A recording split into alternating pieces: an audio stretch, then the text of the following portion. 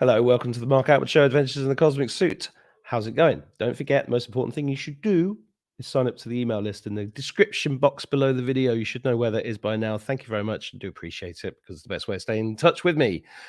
As you know, I like bringing amazing people on to the show whenever I can, and I'm pleased to welcome back the lovely Indigo Angel. Hello. Hey, Mark. How's it going? It's nice to be here. Well, it's been a while. How have you been? You've been busy.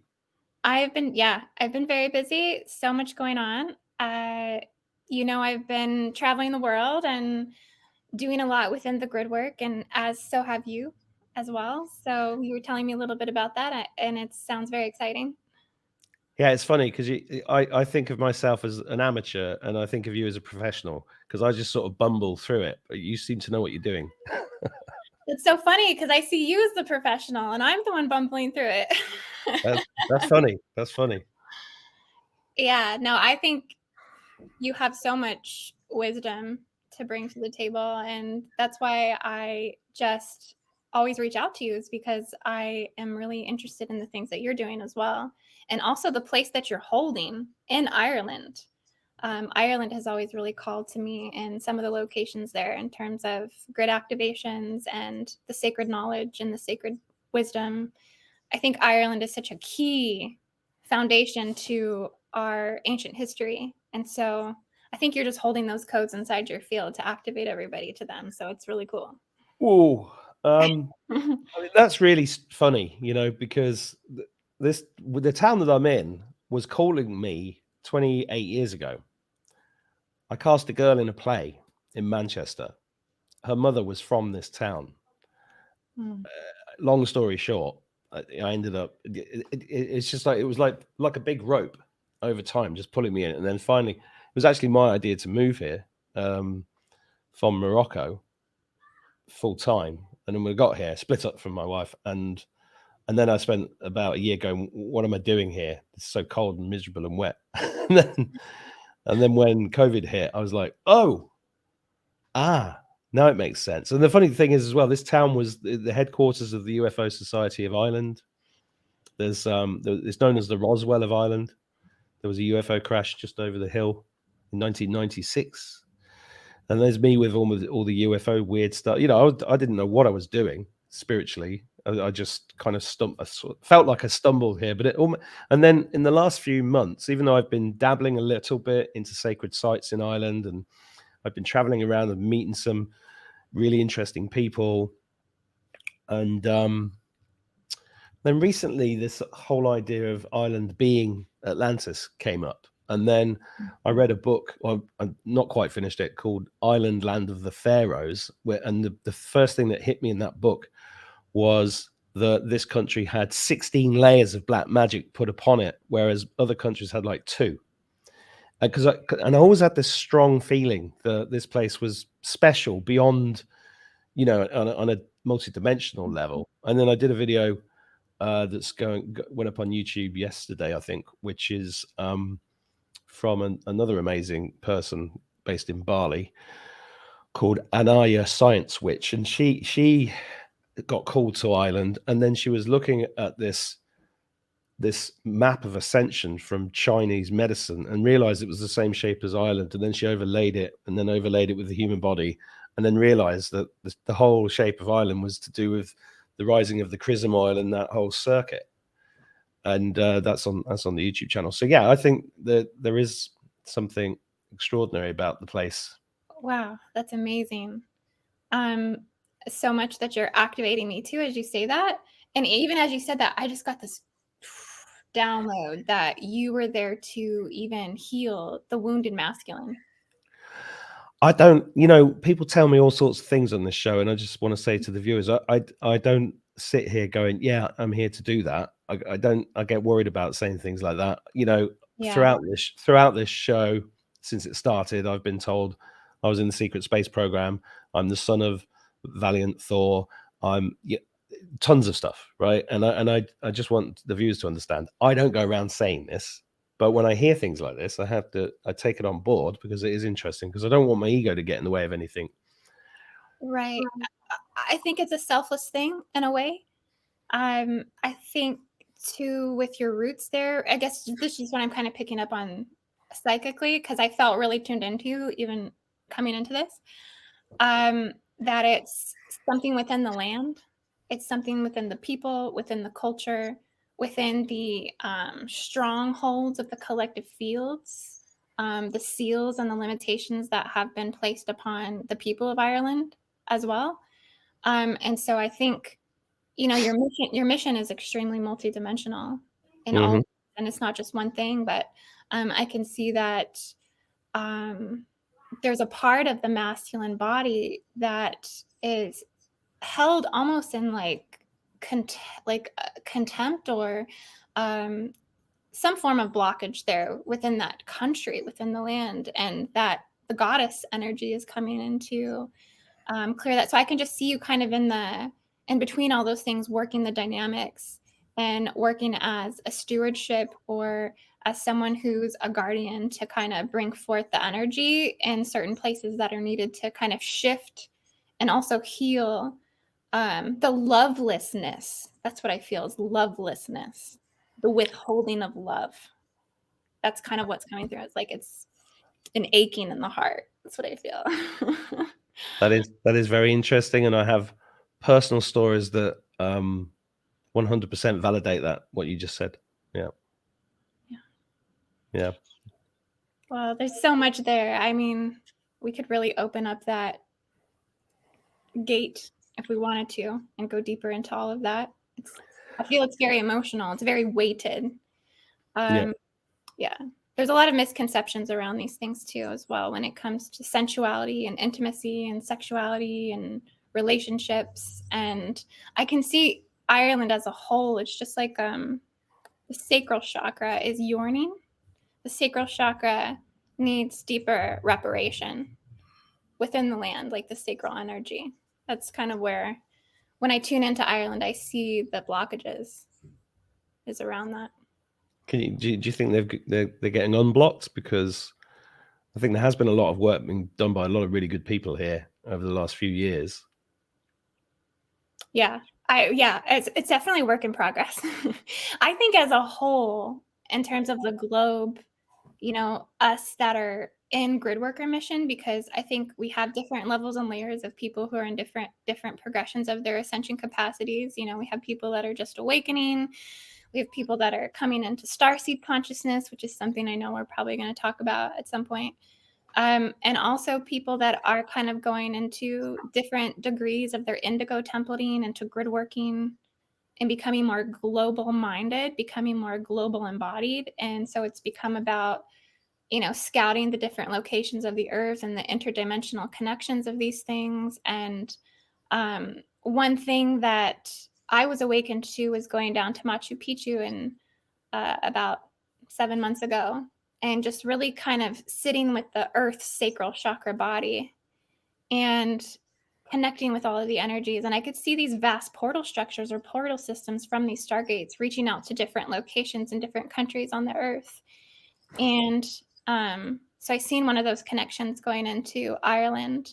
And I think it is improving, like you just asked, because I have so many friends right now that are really interested in taking upon Gridworker, friends that are reaching out to places like the Inishmore, and I just kind of brought that up before we came in, the Inishmore wormhole, which is considered connected to Atlantis, but also connected to the Atlantean network, which we had talked about last time. We had talked about this Atlantean grid structure through the Atlantic Ocean and all these surrounding countries that would have been a part of Atlantis, and Inishmore being one of those locations that connect into what's perceived as a black hole system. But as I learn more about it, I'm finding that people from Ireland actually left like soul shards of their essence or their being in that place.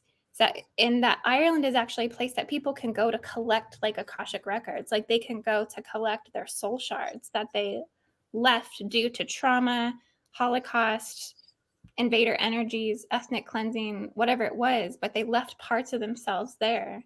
And Inishmore was a living library of that energy. So there's just so much. Oh my gosh. When I think about Ireland, I just have so much opening up right now. I can go for it. I can feel the living library coming through. It's kind of like, you know, it's living kind of like South America. When I tune into Ireland, it's like this living Pachamama energy, the living Iro energy of the Earth Mother Goddess. Did you say Iru? I did. So Iru is the goddess that resides under the stone of separation here, which is called Ishnok. Have you heard of that? I'm just showing people pictures of Inishmore while you're talking. Can you see these?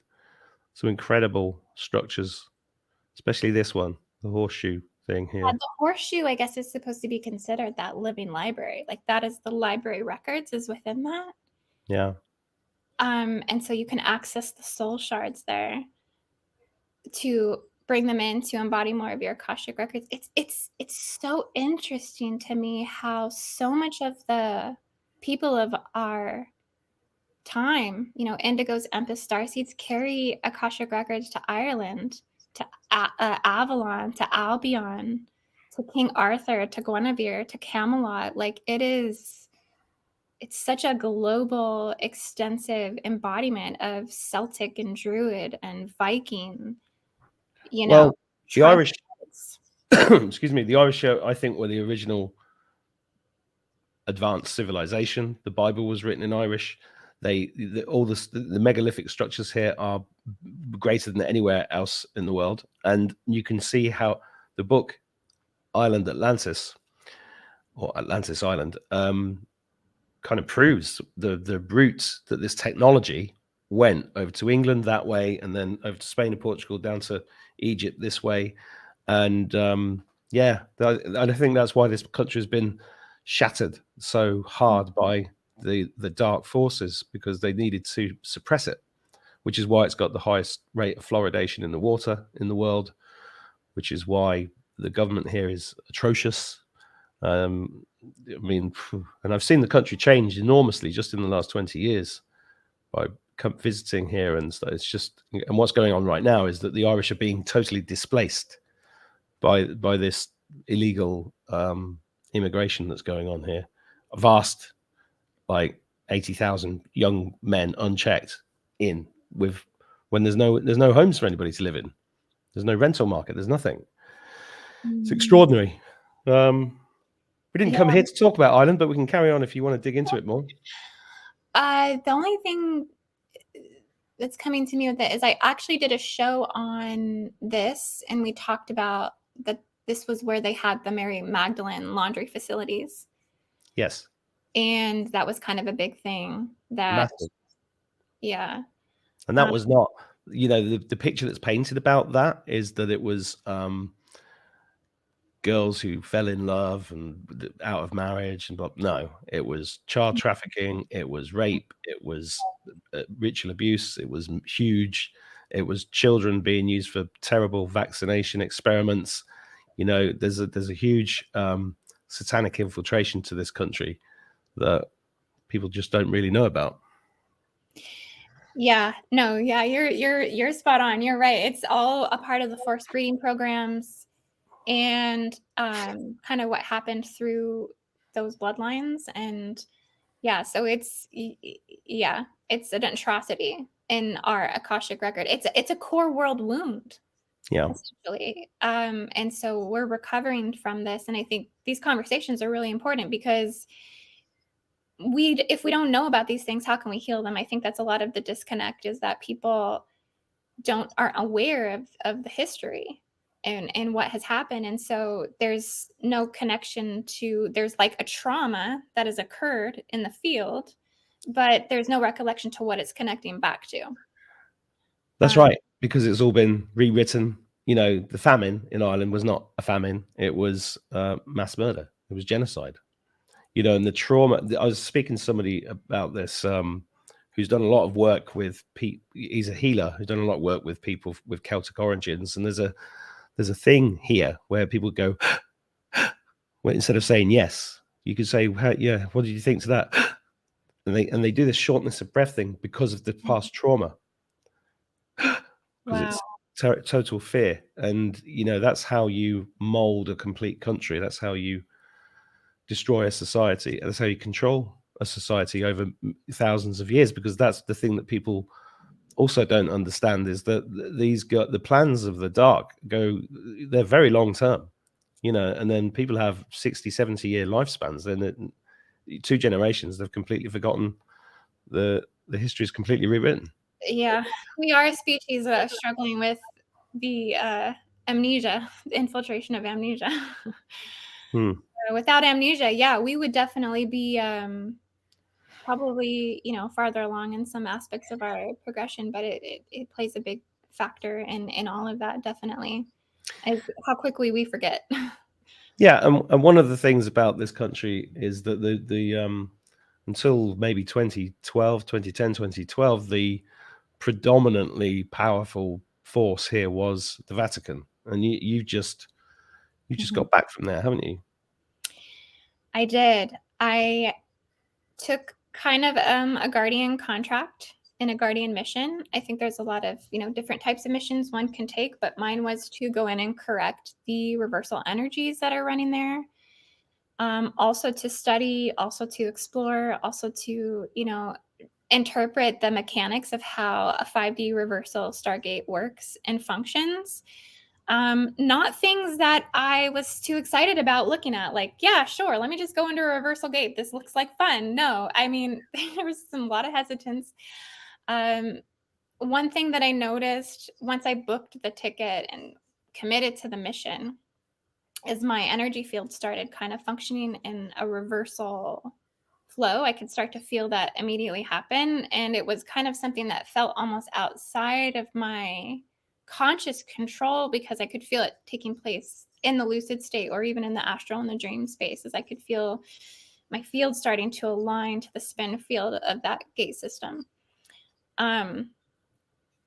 What I mean by that is that gate system, or what is in the land, or what is encoded as the Stargate, it's not naturally in a reversal energy, but it's been hijacked by certain energies, invader energies, artificial energies, alien abuse, alien technologies, beast machines, whatever you want to say or call it. But it's basically been infiltrated and has tapped off and hijacked off the natural resource and energy. I think the true energy is connected to the Etruscans, which was the civilization prior to the Romans, and they were connecting it into the goddess Vatica and some other things as well. But I think it's just a strong organic vortex in our planet due to the coordinates, the longitude, the latitude, the Archangel Michael ley line, the blue flame energy that's running through there. So there's a lot of natural, I mean, even the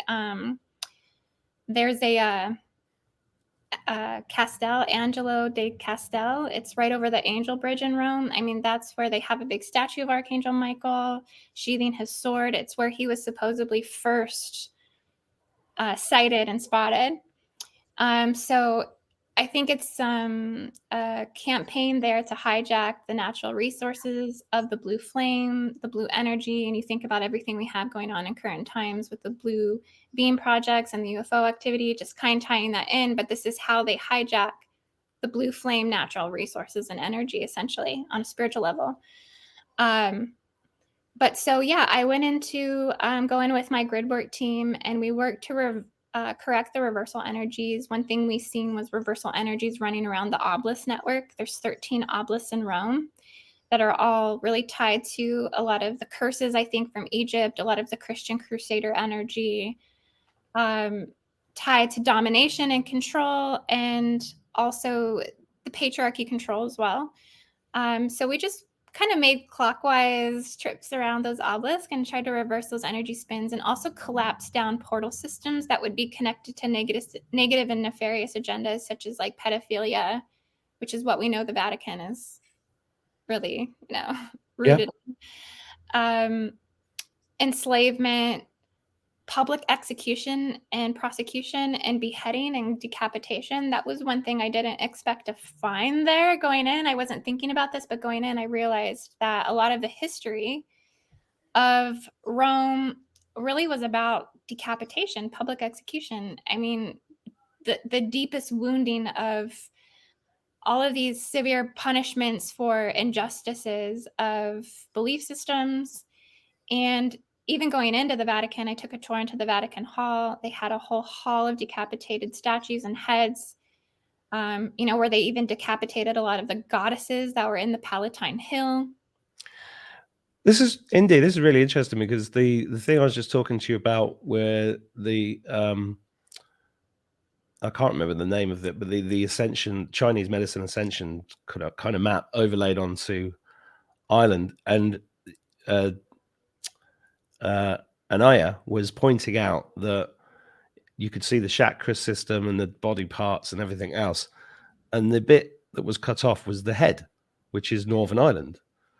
So Northern Ireland's been separated from the rest of the country, and there's a spiritual reason for this decapitation because it all connects. It really does. That's interesting you bring that up, because you think about what the Albion ley line is. It's actually a ley line that I think runs down through Ireland and the UK and down to Vatican. It runs along the central 0-point field of the globe. And it's considered like the dragon's spine. Even if you look at it in terms of country and their affiliating national animal, I think Wales holds the dragon, China holds the dragon. I mean, these are clear indicators of like a dragon energy or a dragon body. Mm-hmm. But I think, yeah, that's exactly the ley line. Awesome. That was in a book that I have that I've looked at before. But I feel like it's a disembodiment of the dragon's parts, that to tear apart the dragon parts, the head, the arms, the legs, and spread apart the body of the dragon so that way it cannot be fully self-actualized in its totality, at least amongst human beings, of what the spirit energy of the dragon truly is, which is an identity of the Divine Mother and the earth body, and ultimately also Tiamat as well, serpent dragon, seraphim, soul bodies. So I feel like on a deeper level, that kind of comes back to the desecration of the Divine Mother, the desecration of the Divine Sophia. And, it could tie into desecration of the father principles as well within the Elohai or the Elohim. But it definitely is, I think, about fragmenting who we really are, our soul bodies, our spirit bodies, and disallowing us from being able to connect the dots. Again, amnesia playing a big role in that. Yeah. Well, how do we pull it all together? That's a really good question. I think I've yet to read any great books of literature that have been able to divulge the whole picture. It's everybody seems to have a piece or a part of it, right?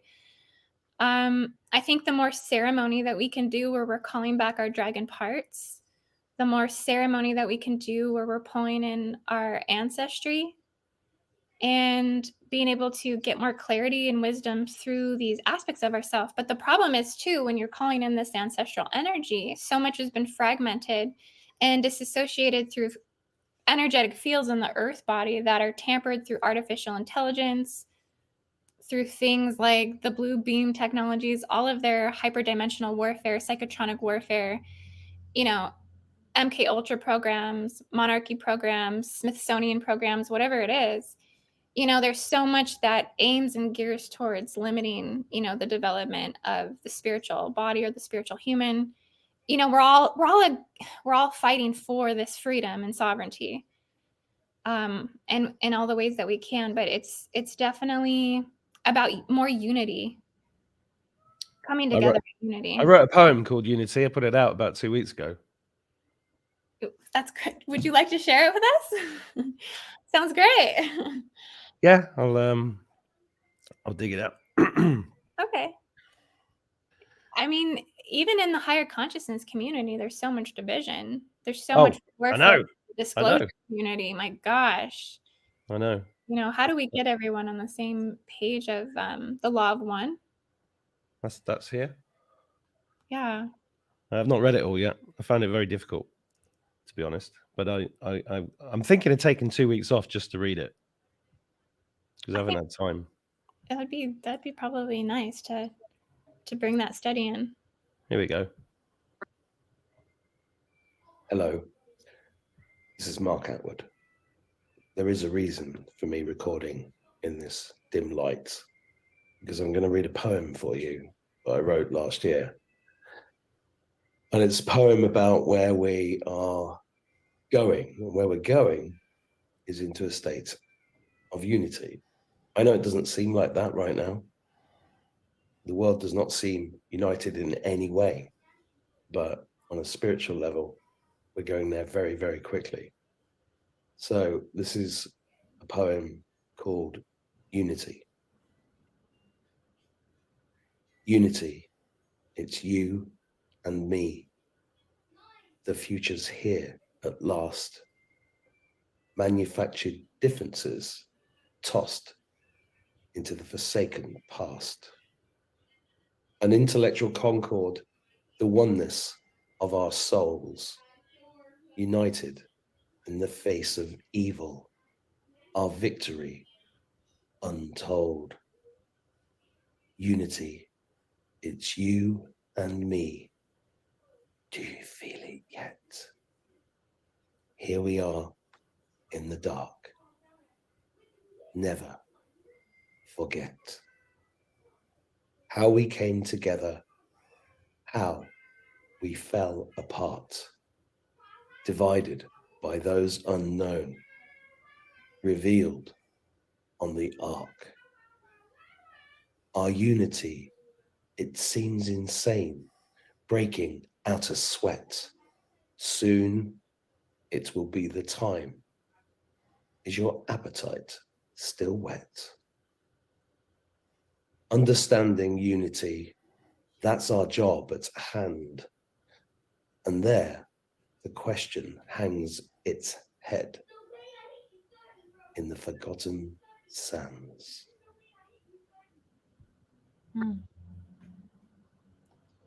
Oops.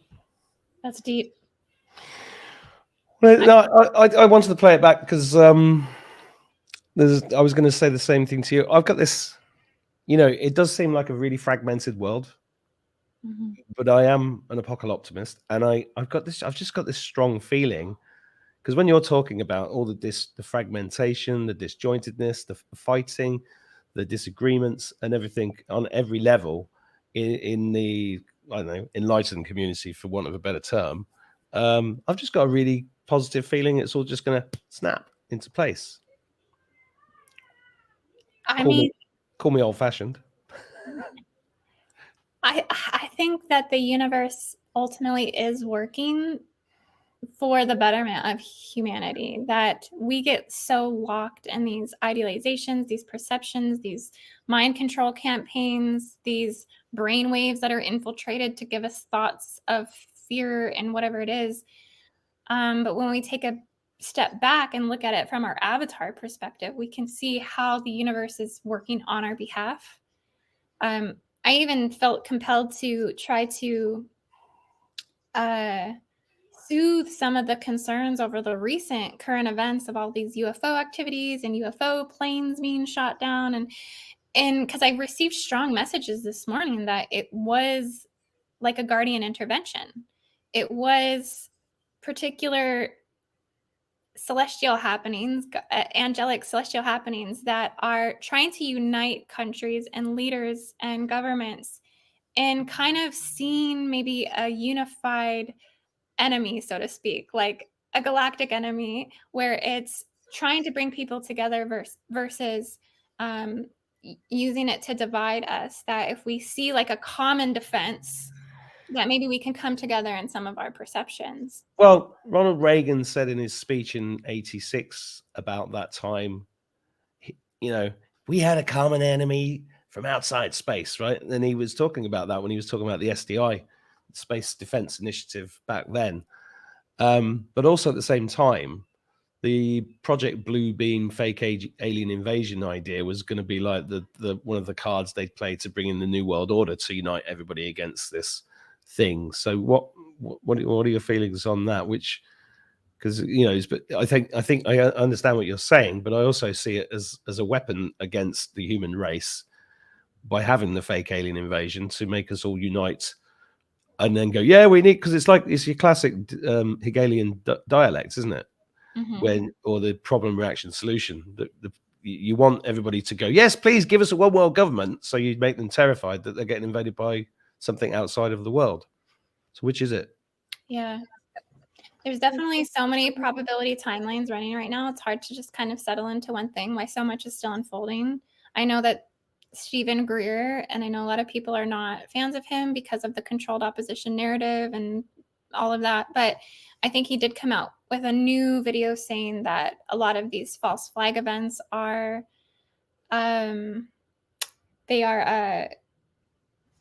basically to cover up covert criminal activity by the governments and things like that. So yeah, I mean, that's all playing out, I think, in the third dimension, even the fourth dimensional and cosmic galactic warfare. But if we go up even at a higher level and look at the purpose of what these things are from 9th dimensional, 10th dimensional, 12th dimensional level, like where you're really going universal mind, avatar mind, you can see how some of these things also are put in place to try to divert division and also bring people together in that distraction tactic as well. No, but I totally agree that it's up for a lot of speculation, and that I don't ultimately personally have the answer for these things. I just know that I just kind of go with what my spirit guides are telling me, and that is not to panic, not to worry, do not exist in fear that we're going to ultimately be looking at a World War III cataclysmic situation that, ultimately that it's going to resolve itself at some point. Yeah, I'm not worried about that. Who cares? We're eternal. We're eternal spirits. If that happens, it happens. Even just talking about that, my solar plexus and my sacral chakra starts like going nuts. I'm just like, oh, this is heavy. Listen, I spent the 80s hiding under a desk with a cardboard box when they put out films like Threads and stuff, and I'm like, I've been through all of that. It's all fine. Yeah. There's so much positive things, I think, that are. I think people forget about the guardians. They forget about the covenants of the soul groups of the star seeds. We focus so much on like this genetic modification, needlecraft technology, alien mutation therapies in the DNA, and like, yeah, that stuff's playing out. But I mean, we have so many legions of guardian systems, like the Pleiadians, like the Arcturians, like the Lyrans, the Syrians that work on behalf of humanity as well, and getting people into the ascension cycles. You sent me all these what do you call them? Activators. Starseed activators, yeah. And you got the Arcturians here, the Orions, Pleiadians, the Syrians. Thank you for sending these, by the way. You're welcome. Was there anyone that you felt wasn't attuned to? Well, I wanted to wait until you came on the show before I opened one, so I've just unboxed them. Oh wow, this is fun then. Okay. Yeah. And I feel drawn to this one. What do I do with it? Well, I would start by maybe just putting a little bit on your wrist and just kind of smelling it. Don't maybe spray too much because I want you to just kind of get like a. Oh, it's whoa! Which one is that? Have a guess. I kind of thought it was Orion or Syrian. Andromeda. Okay. I was going to go for Orion, and I thought, no, I'll go for. That's amazing. Well, just so everybody know that's watching, I did pull your birth chart right before we came in here, and it makes sense that you would go for that one because. Well, I think, to be honest, I think that's why I went for it, because you said that before the show. Yeah, because you have Andromeda in your moon position. It is amazing. Oh. I believe you have it at, let me see. Yeah, 11 degrees Pisces. So that would be in alignment to Andromeda. And that's a very powerful system for you being in your moon position. You're very psychically dialed into that galaxy. And it could be one of the reasons, I don't know if people perceive you maybe as eccentric or eccentric. Yeah, like a little bit kind of. Oh yeah. Those people where they're like, just can't put a finger on that person. Like they're just kind of strange. Yeah. Most people point at me and say, dickhead. That's kind of an Andromedan quality, is that they are very foreign to this universal system. They're not. But I've always felt that way. Mm-hmm. It's because your entire field is flowing in the particle rotation of the Andromedan system. Okay.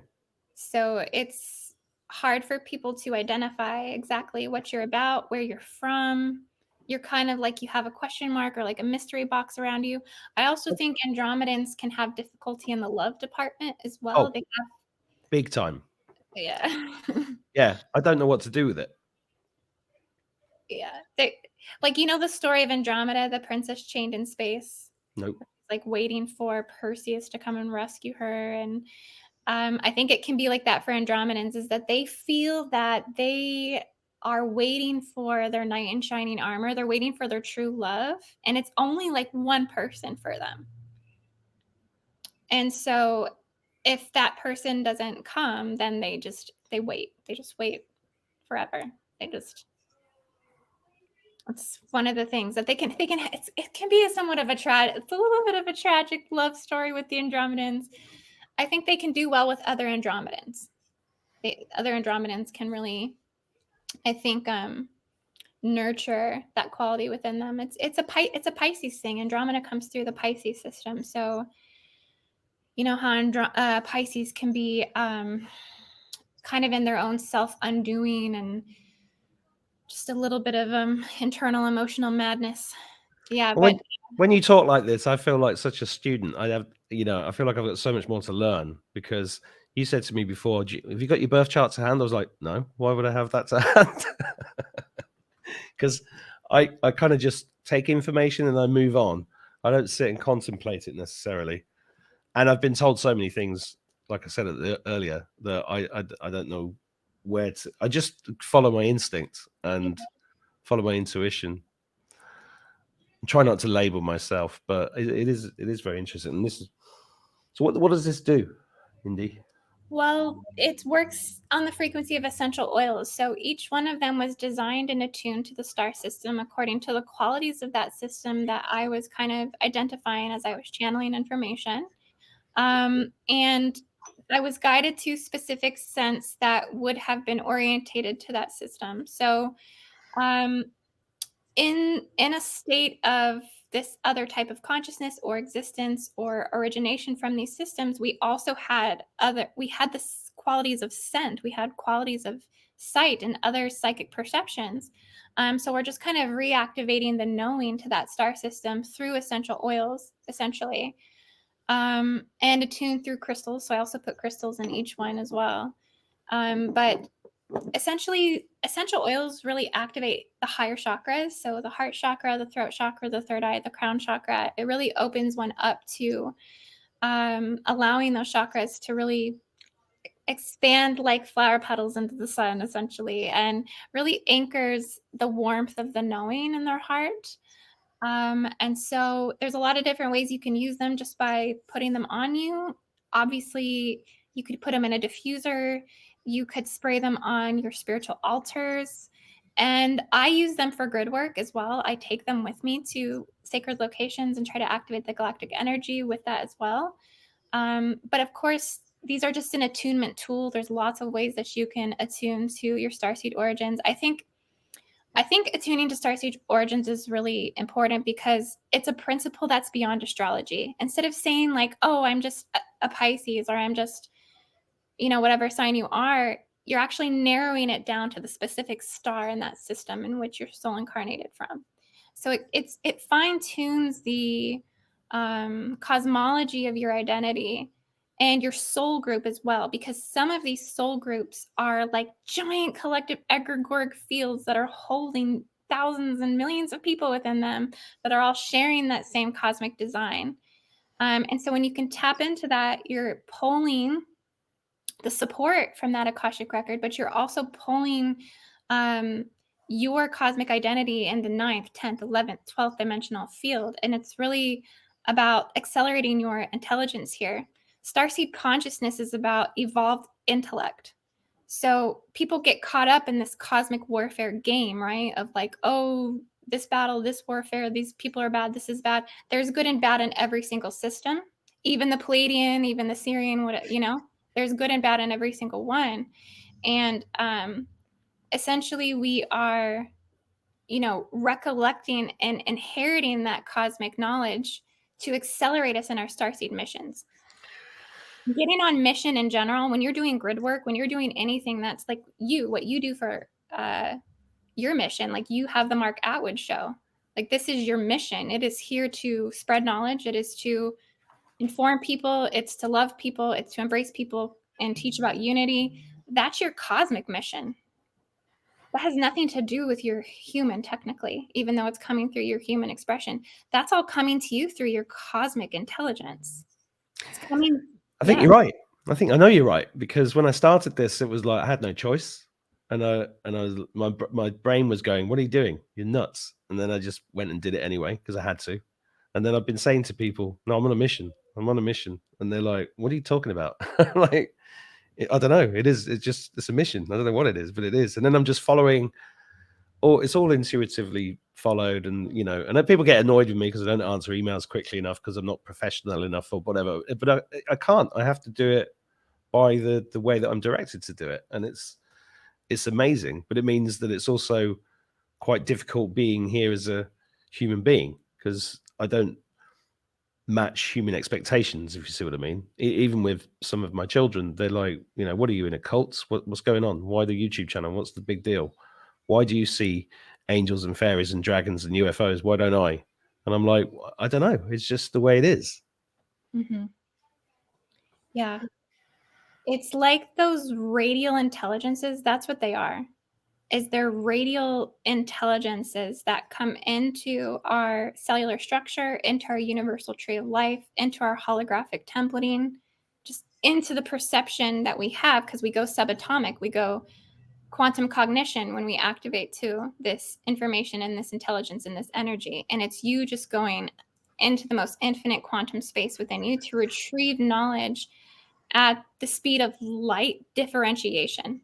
That's all starseed consciousness is the awareness of the differentiation between light codes in your body. Is it not the speed of memory? Yeah, that too. Because that's faster than light. Yeah, memory, light, the Hall of Records, Did you ever see my poem? Can't remember what it's called now. There and Back Again. Mm-mm. Can I play you it? Yeah, sure. This is great. This is so fun. Well, I don't often play. Somebody's going to go, yes, you do. You do it all the time. But this poem, I think it's appropriate for you. Okay. I'd love to hear it. Okay, it's a short one as well. So if you're watching at home, don't make tea because you won't have time.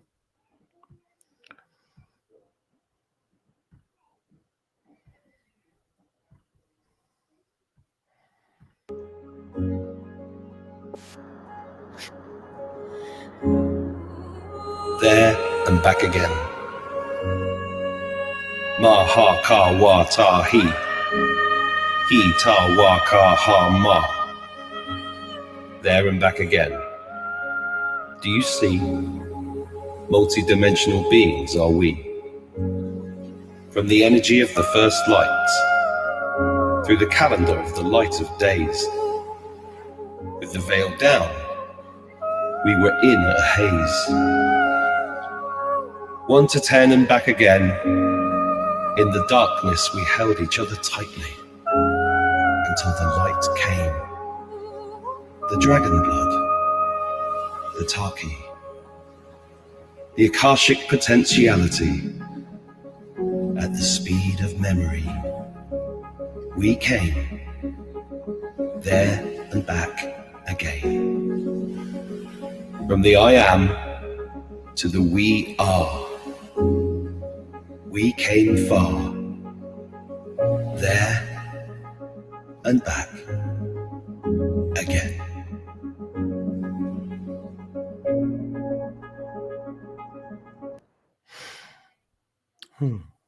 That was amazing. I really got this whole observation, like you were really pulling yourself back to observe what we were or what we are in terms of our eternal light as a soul body. and I could feel myself expanding just listening to that. Yeah. Well, I don't know where they come from. I do know So poetry is kind of one of your things that you like to do creatively. Yeah, always have. I was writing poems as a kid. I got published in a book when I was 21, and I was always writing poems, but usually when bad things happened, like COVID. But if a relative died, or if somebody, Mark, write a poem, and and come out these poems. Having kids kind of stopped me doing lots of things because I was busy trying to bring them up. But yeah, poetry is one of my favorite things to do. If I forget time, or the call. So actually, it's not about time. It's like they come and you have to put them out. And sometimes they come and you don't have to put them out yet, but you put them out later. Yeah. I think poetry is a form of light language. It's So like mastering the linguistic aspect of art. And I think it's something that's not recognized a lot because I don't think there's a lot of eyes and ears that can recognize the quality in it. Although poetry is the most prevalent art form on the planet, it's in every birthday card, it's on every gravestone, it's everywhere. People always they don't value it, but when they want it, they do value it. Yeah, I was gonna say it feels a little taken for granted, doesn't it? Yeah, well, you can't really monetize poetry. I mean, a best-selling poetry book sells like 2,000 copies. It's like nobody wants to sit and read it, but they will. If there's an emotional event, they'll listen to it. But that's why songs are fantastic, because that's just a poem to music, really. And rapping, look how popular rapping is. That's poetry. But because there's music involved, you can charge money for it. Right. I also wanted to tell you a little bit more about your chart too, if you don't mind. Yeah, sure. I'll just put up a link for everybody while you're doing that for you. Okay. So in your Mercury and your Saturn, you're at 28 degrees Aries and 27 degrees Aries. So you would be in the beginning markers of Pleiades within that as well. So you're definitely a Pleiadian. So you're Andromedan, Pleiadian, and also Orion as well, because you have 14 degrees Gemini in your rising position. So you have the Betelgeuse system. And in terms of occult systems, so just so everyone knows, there are 6 universal guardian nations: Orion, Sirian, Arcturian, Pleiadian, Andromedan, and which one did I miss? And Lyran. Essentially, those are all 6 universal nations that were kind of coalitioned as soul groups to protect the spiritual evolution of humanity. But you have other occult systems in your chart as well. It looks like I'm looking really quick. I'm decoding them. Hang on. I want to say Pegasi. You may have Pegasi and maybe even Fomalhaut as well, which is a royal star. Oh, that's interesting. I wrote a poem about the royal star. Yeah, and I thought I saw Antares as well. I'm just trying to look and see if I can. Yeah, you do have Antares in your Neptune, 28 degrees Scorpio. So I'm a spiritual mongrel. Yes, you're hybridized with many celestial systems. Mm-hmm. And so I think your mission can activate from those systems at many different times. You may be maybe influenced somewhat by the Orion system, like it may be somewhat of a calling to you to rise up into being a polarity integrator or a duality integrator, kind of an Indigo type 3 templating, which is where you're kind of extracting negative forces from the earth. And I feel like I have been doing that. Yeah. Yeah, for my whole life. Sorry? I think you have been too, definitely, with some of the stuff you were telling me with the ley lines, with the Queen's energy. Mm-hmm. What about for people watching this who want to find out how I'm a big advocate of finding out who you really are. and that's a multi-dimensional process. It's not just your ancestors on Earth. It's not just your life on Earth. It's who your spirit guides are, which angel is taking care of you, or where you trained, or which star system you came from originally, you know, where you, and all these things that you've talked about on your star sign. And it's a great big huge, isn't it? I mean, it's not a simple thing, because some of us have been around for millions and millions of years, so piecing it all together. I think you came originally from Andromeda. I think you were part of the, now that I'm picking up on it, kind of tuning into more, I think you were part of the Aquafarian tribes and the Andromeda systems, which were all aquatic beings. And I can even see now parts of like a galactic form coming in that's kind of like this blue being that has aquatic tentacles and kind of like gills, but it's also like in a humanoid form as well. And I can see you're carrying like the seeds to all of the 12 tribal races of humanity, that you were a part of this. And then I can also see divine feminine councils as well coming in that were from the Cassiopeian system, that are saying that you were also a part of their like light energy, like you were connected to these, like, this feels like creator energy beyond the Lemurian time. This feels like even before. Well, I got told I did an Akashic record recently, and I was told I was a Shadarian, which is like a really psychic place, like first incarnation after source, leaving source energy, that was just totally psychic and kind of blue blobs that projected things. And but then I've also been told that I spent time in Venus. So I don't know where Venus fits into this, but let's see what your Venus is in. Oh, your Venus is in Aries. Okay. Yeah, I mean, it's not linear. No, I know. Yeah, there's no like linear explanation for any of this.